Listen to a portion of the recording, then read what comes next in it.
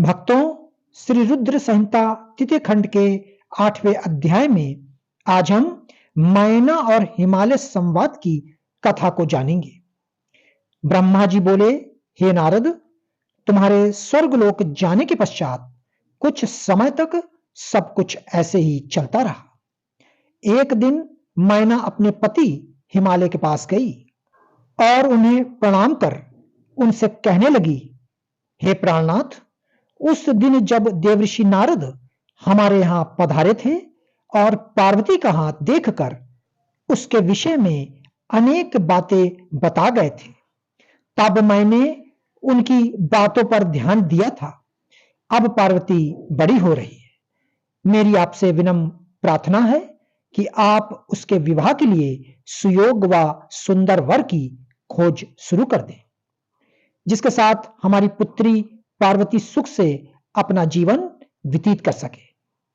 वह शुभ लक्षणों वाला तथा कुलीन होना चाहिए, क्योंकि मुझे अपनी पुत्री अपने प्राणों से भी अधिक प्यारी है। मैं सिर्फ पुत्री का सुख चाहती हूं। यह कहकर मैना की आंखों में आंसू आ गए और वे अपने पति के चरणों में गिर पड़ी। तत्पश्चात हिमालय ने पत्नी मैना को प्रेम पूर्वक उठाया और उन्हें समझाने लगे। वे बोले, हे देवी, तुम व्यर्थ की चिंता त्याग दो।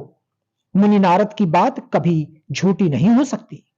यदि तुम पार्वती को सुखी देखना चाहती हो तो उसे भगवान शिव की तपस्या के लिए प्रेरित करो।